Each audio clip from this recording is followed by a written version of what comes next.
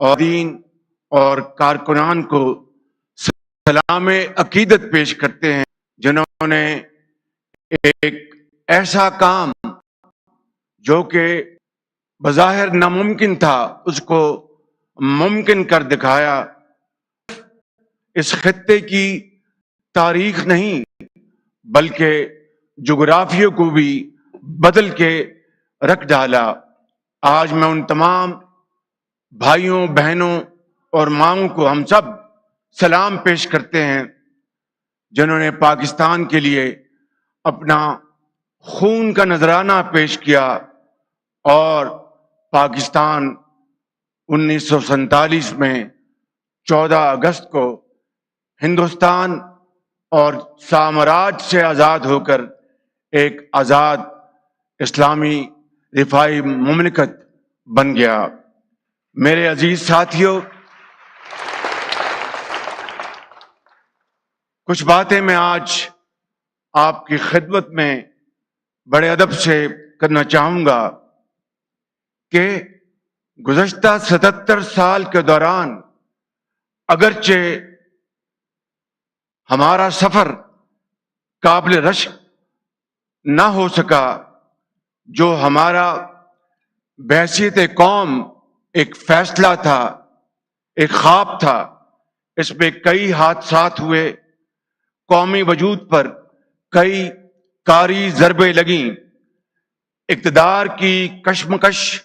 اندرونی اور بیرونی سازشیں، ہماری اپنی غلطیاں اور مفاد پرستیاں سبھی مل کر اس میں شامل تھیں۔ بدقسمتی سے معیشت سمیت دیگر شعبوں میں بھی بتدریج زوال آتا رہا اور ہم ہچکولے کھاتے رہے۔ یقیناً آج ہم سب کو دیانتداری اور غیر جانبداری سے سوچنے اور اپنے محاسبے کی ضرورت ہے۔ ہم زندہ قوم اپنے ماضی اور حال کے درمیان اپنا احتساب ضرور کرنا چاہیے ہمیں بحیثیت قوم، اور اس سے سبق حاصل کر کے مستقبل کی منصوبہ بندی کرنا ہوگی۔ آج یوم آزادی کے دن میں پوری سچائی کے ساتھ آپ کی خدمت میں یہ کہنا چاہتا ہوں کہ اگرچہ آج مہنگائی، بے روزگاری، بجلی کے بلوں سمیت دیگر مسائل سے عوام یقیناً پریشان ہیں، لیکن مجھے اس کا پورا احساس ہے۔ آخر ہم اس حالت تک کیوں اور کیسے پہنچے، اس کا بھی جواب ہمیں تلاش کرنا ہے۔ میرے عظیم بزرگوں، بھائیوں اور بہنوں، جس طرح یہ سچائی ہے کہ سب اچھا نہیں ہے، اسی طرح یہ بھی ایک سچائی ہے کہ سب برا بھی نہیں ہے۔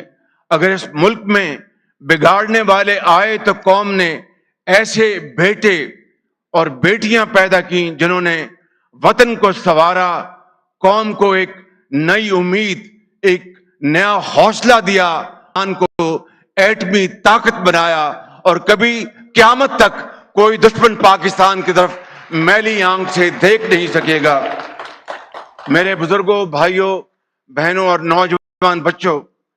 پوری سچائی کے ساتھ اگر بات کی جائے تو 77 سال کا یہ سفر مسلسل جدوجہد کی داستان ہے۔ جس وطن کے بارے میں دشمنوں نے یہ پیش گوئی کی تھی کہ 3 سال قائم نہیں رہ سکے گا، اللہ تعالیٰ کے فضل و کرم سے آج 77 سال بعد بھی قائم ہے اور قیامت تک قائم رہے گا۔ میں آج ہر مزدور اور ہر محنت کش دہاڑی دار اور ریڑھی والے کو سلام پیش کرتا ہوں، انجینئرز، وکلاء، ڈاکٹرز، اساتذہ، طلباء، اہل قلم، شاعروں اور صحافیوں کو بھی سلام پیش کرتا ہوں، اور کھیل کے میدانوں میں قوم کا سر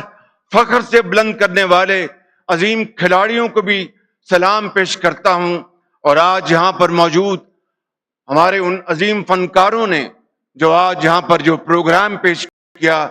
ہم ان کو بھی سلام پیش کرتے ہیں، اور پھر ایک مرتبہ ارشد ندیم کے اولمپک میں گولڈ میڈل جیت کر جشن آزادی پر قوم کو جو انہوں نے ایک تحفہ دیا، ان کو بھی سلام پیش کرتے ہیں۔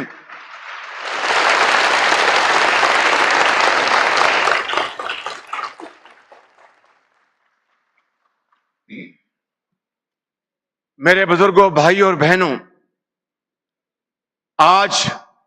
ہمیں اپنے حالات کا جائزہ لے کر اس بات کا فیصلہ کرنا ہوگا کہ کیا ہم نے زندگی قرضوں میں رہ کر گزارنی ہے، کیا ہم نے زندگی مانگ کر گزارنی ہے، کشکول کی زیر گزارنی ہے، یا پھر حضرت قائد اعظم اور علامہ اقبال کے فرمودات کے مطابق ہم نے وہ زندگی گزارنی ہے جس کے لیے پاکستان مارز وجود میں آیا اور جس کے لیے ہمارے لاکھوں بزرگوں نے، ماؤں نے ان کے آنچل پھٹے، اور نوجوانوں کے جب وہ ہجرت کر رہے تھے پاکستان کے دریا سرخ ہو گئے ان کی خون سے، ان کی قربانیوں سے۔ کیا آج وہ شہداء جو آج قبروں میں ہمیشہ کی نیند سو رہے ہیں، کیا اگر ہم نے ان کی توقیر کرنی ہے، پذیرائی کرنی ہے، تو پھر ہمیں یہ فیصلہ کرنا ہوگا کہ اب تک جو کچھ ہوتا رہا اس کو ہمیشہ کے لیے دفن کر کے ایک نیا سفر کا ہمیں فیصلہ کرنا ہوگا، جو محنت، امانت اور دیانت کی بنیاد پر ہوگا، جس سے ہر پاکستانی اپنے آپ کو عظیم پاکستانی سمجھے۔ یہ نہ ہو کہ ایک امیر کا پاکستان ہے، ایک غریب کا پاکستان ہے، یہ نہ ہو کہ ایک طرف شادیانے ہیں اور دوسری طرف ماتم ہے۔ میں سمجھتا ہوں کہ آج ہر پاکستانی یہ چاہتا ہے کہ وہ